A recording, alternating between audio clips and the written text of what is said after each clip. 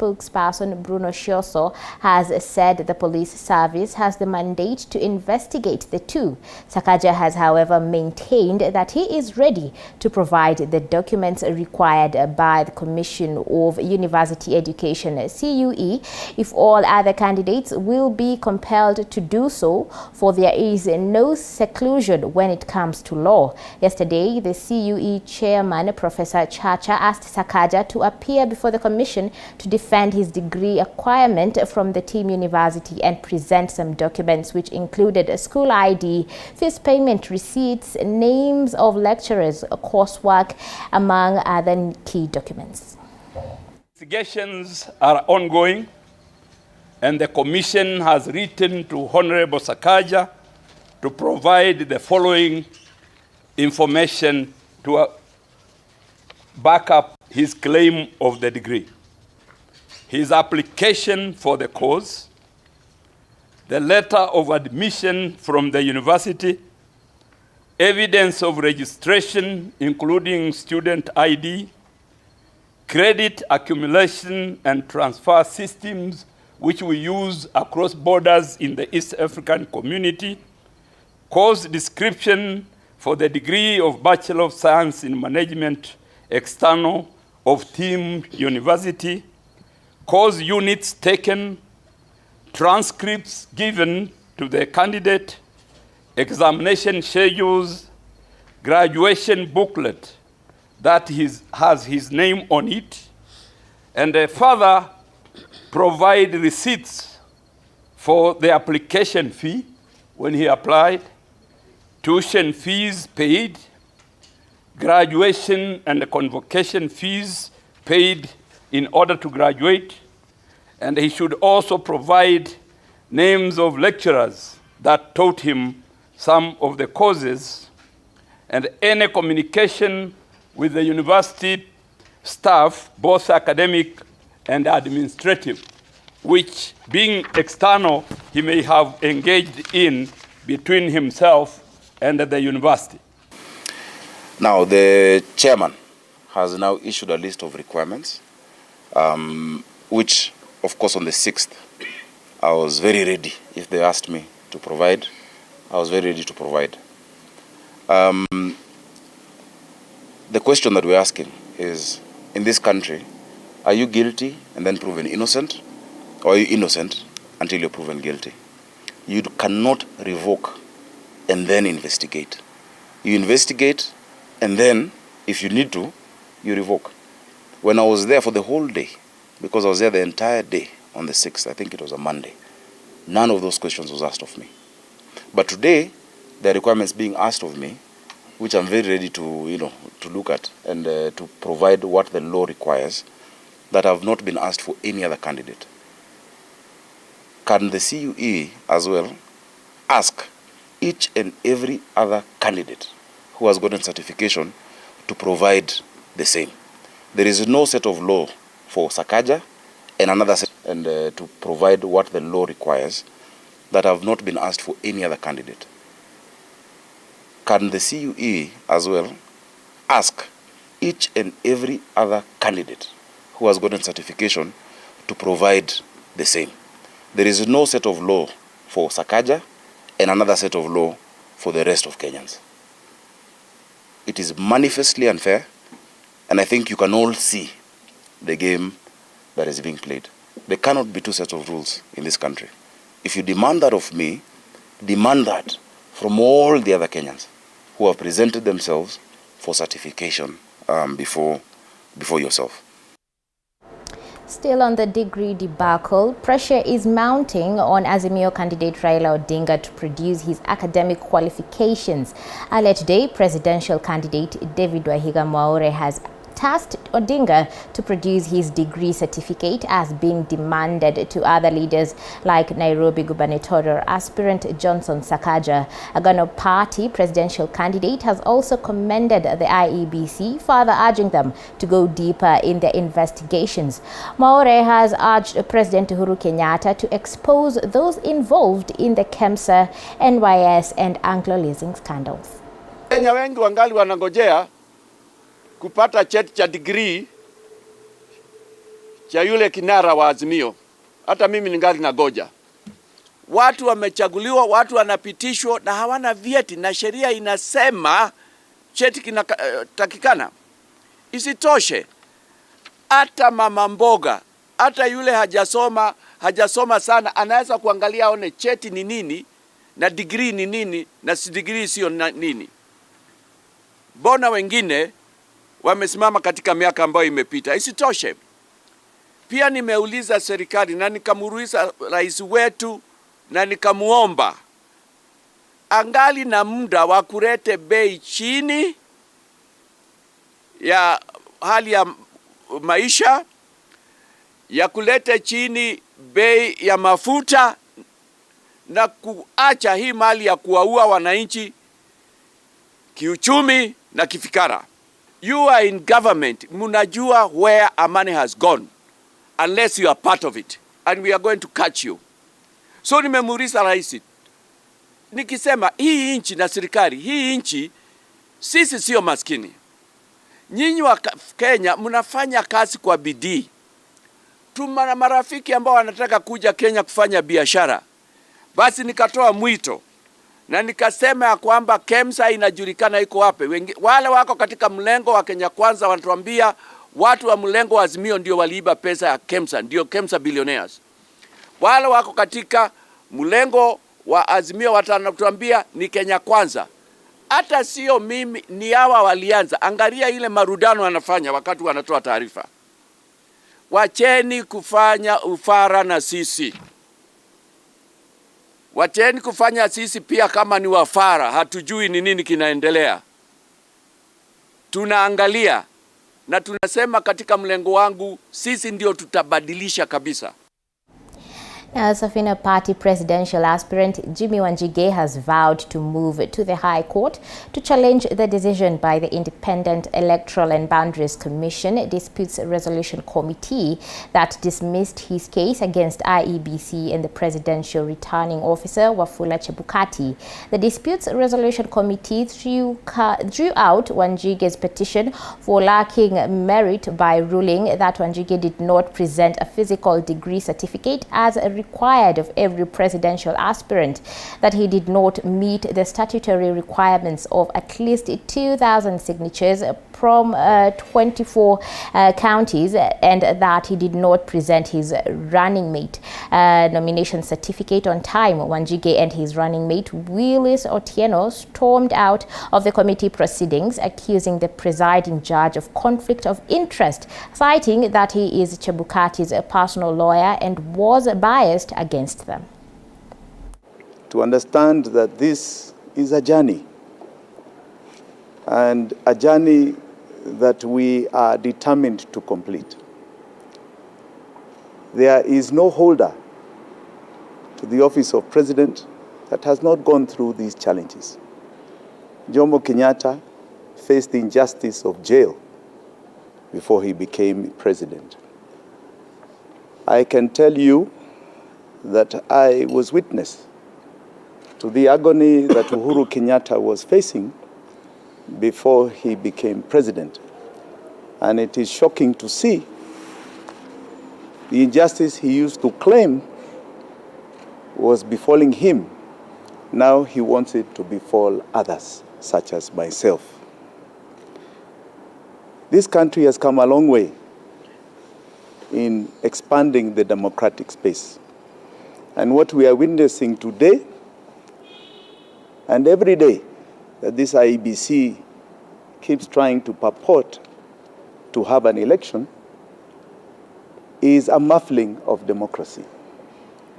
We are going back to the dark days that we witnessed before the multi-party era.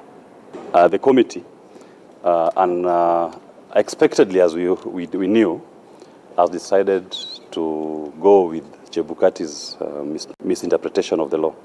I say that for the simple reason that the committee recognizes the authority of the High Court, but then purports to explain what the High Court's decisions on these issues are.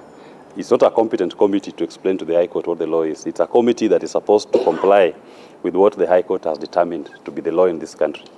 And I must say this, that why we are not surprised with that decision, the chairman of the committee, George Murugu, is a personal lawyer for Wafula Chebukati in petition 33 of 2021, Hele Khalifa versus Wafula Chebukati before the High Court of Kenya. That case is seeking to commit Wafula Chebukati to court for contempt of court in refusing to open the servers as was ordered by the Supreme Court of Kenya in the year 2017, petition number 1 of 2017, Raila Odinga versus IEBC. In that case, George Murugu is representing Wafula Chebukati. That is the man that Chebukati brought to court, his own personal lawyer, to come and sit as a judge in a case in which he was accused of disregarding the law. Meanwhile, our reporter Mwangi Maina is currently at Milimani Law Courts, where he is following closely the IEBC proceedings. Mwangi, a very good afternoon to you, and what is the latest so far? Wow, thank you so much, Modoni Maina. I'm getting you loud and clear from the Milimani Law Courts here in Nairobi, where the IEBC Disputes Resolution Committee is continuing to sit. Remember, this is the 8th day of the sitting since this tribunal was sworn in by IEBC Chairman Wafula Chebukati on Saturday last week. That means that the committee has only 2 days remaining to complete their hearings and determinations of all the 262 petitions that were filed by different aspirants vying for different seats. And today at 2 p.m. we are expecting the case that has been filed by former Nairobi Governor Mike Sonko challenging IEBC returning officer from Mombasa County to deny him clearance for the Mombasa gubernatorial race will be determined today here at 2 p.m.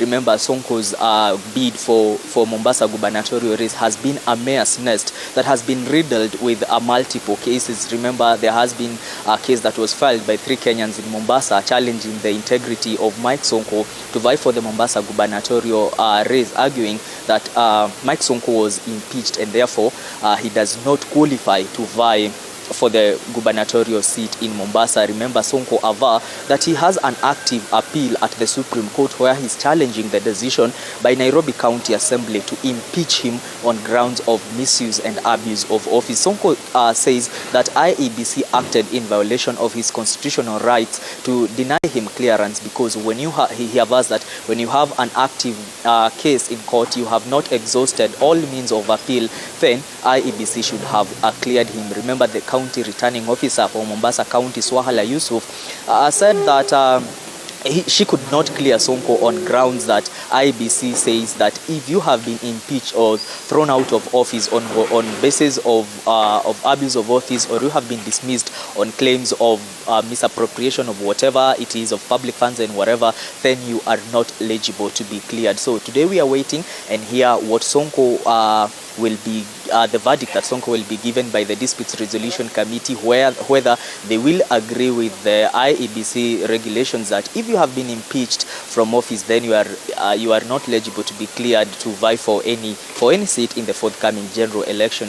So Mudhoni Maina, we continue to wait and see whether Sonko will be saved by the tribunal, or the tribunal will actually stamp the authority of IEBC that still holds, if you have been impeached from office, then that's the end of the road for you in your political career. Mudhoni Maina, also at 4 p.m. we are expecting the case that is challenging the veracity of the degree certificate of Machakos gubernatorial candidate aspirant Wavinya Ndeti will be determined here at 4 p.m. There is a petitioner who moved to court saying that Wavinya degree certificate is fake, and the case was argued before the IEBC Dispute Resolution Committee, and they will be delivering their ruling later this evening. Mudhoni Maina, back to you in studio.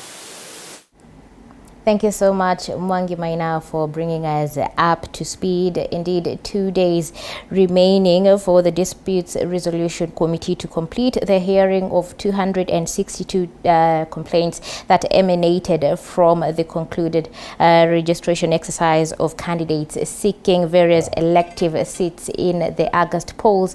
Mwangi Maina is on standby on that story and will bring us up to speed later on in the other subsequent bulletins. things.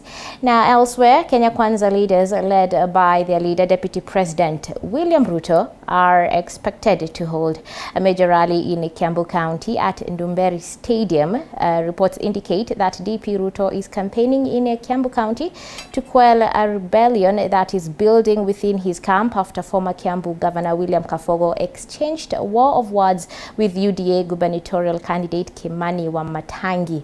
Our reporter Paul Kirobi is at the venue and he brings us up to speed with the latest. Kirobi, what is the situation like right now and what are the residents expecting from the afternoon rally? Alright, a very good afternoon to you, Modoni Maina. Of course, we are coming live to you from Ndumberi Stadium, right here in Kiambu County, where Deputy President William Ruto and his running mate Rigathi Gachagua under the Kenya Kwanza coalition and other allies are set to attend a mega rally that is set to begin any time from now. But currently, what is happening, it is just entertainment, but of course, we shall keep on updating you on what will be happening after these particular events. And of course, we understand that Deputy President William Ruto is set to attend this particular rally right here in Kiambu at Ndumberi Stadium at a time whereby the Kenya Kwanza coalition already, or other cracks have already emerged under the Kenya Kwanza coalition between core principles. I'm talking about the Chama cha Kazi party leader Moses Kuria and former Kiambu Governor William Kabogo, who are likely to attend this particular rally. But of course, we shall be waiting to see what will be happening later on. But maybe just to give you a brief of what has been happening the whole of this week.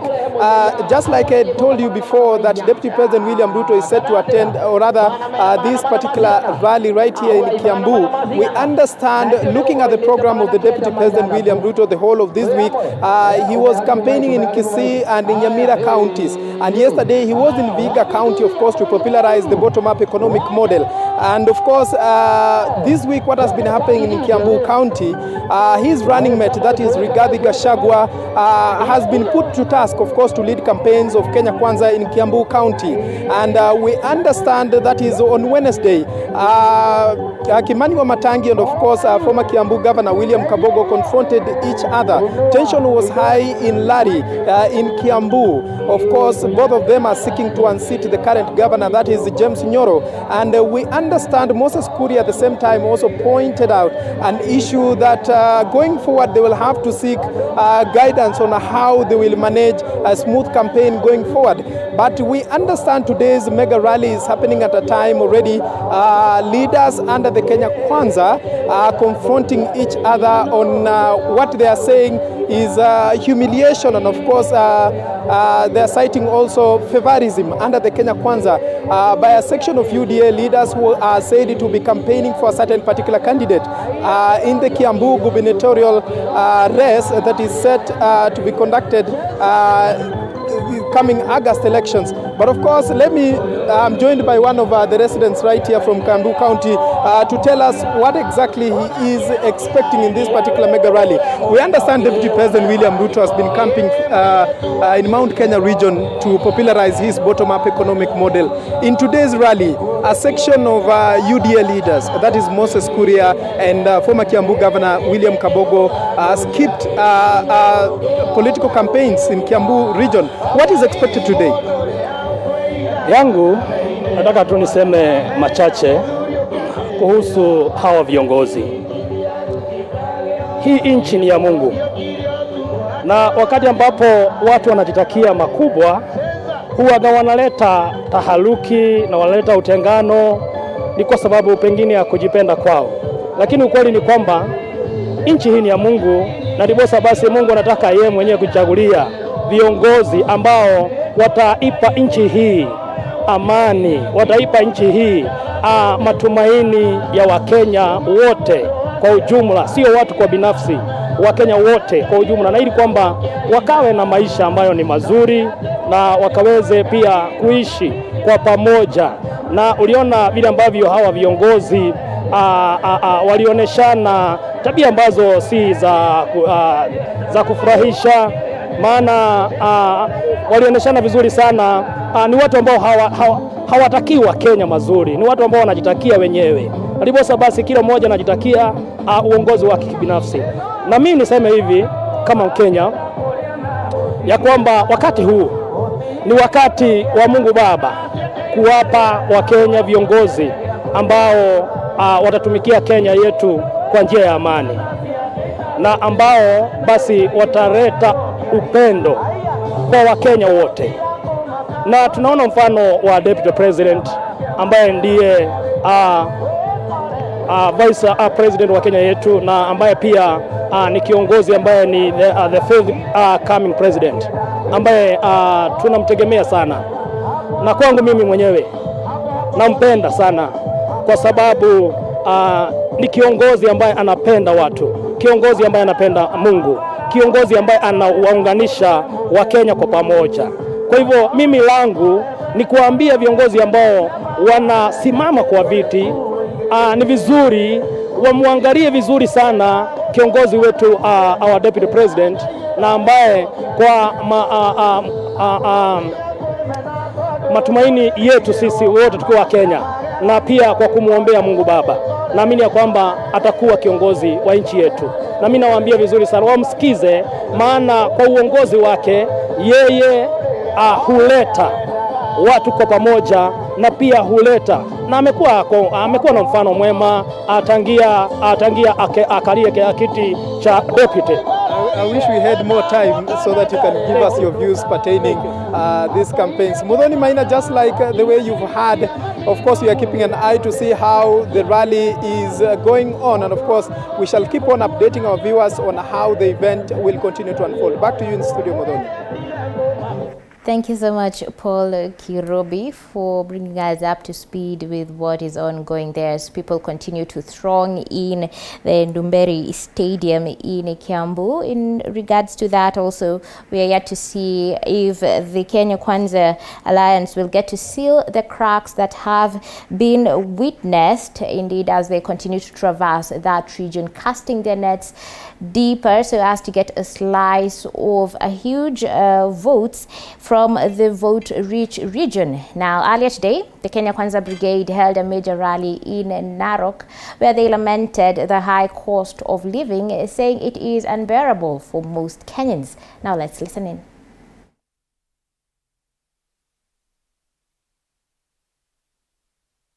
Na hii kuzimia na hiyo kitendawili wamepeleka maisha ya Mkenya wa kawaida juu.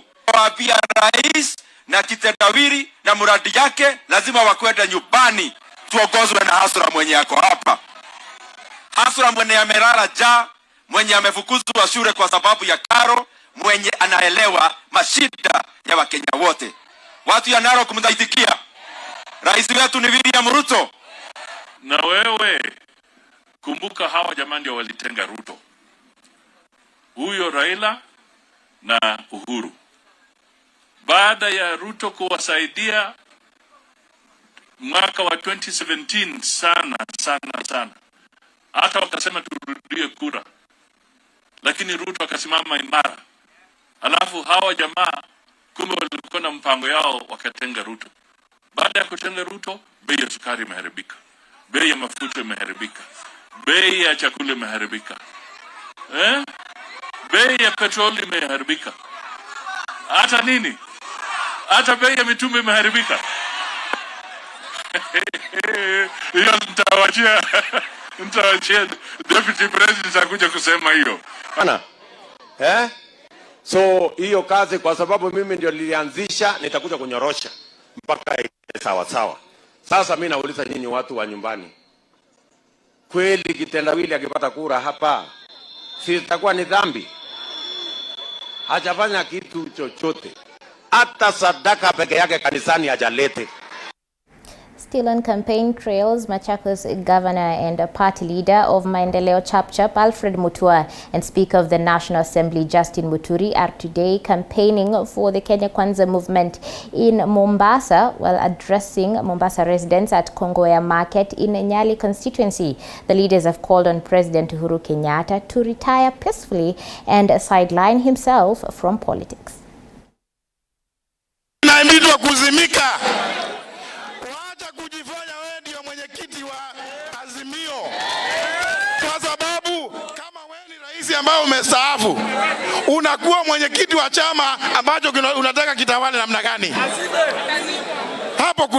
Hapo kuna jambo ambalo halieleweki, na ndio tunauliza kwamba fanya kama vile kunafanyika kila popote duniani pahali kuna demokrasia ya haki. Wewe wakati wako umefika, na kwa heshima tunakuomba enda nyumbani vizuri. Tutakuwa tunakutembelea, tunakuletea nyama choma pale, na tupia ile vitu ingine pia tutakuwa tunaleta polepole, ndio uendelee kujienjoy ukiona vile serikali inaendeshwa na timu hili linaloongozwa na William Samoei Ruto. Jameni, kwa sababu tulikuwa tunapita tu kidogo,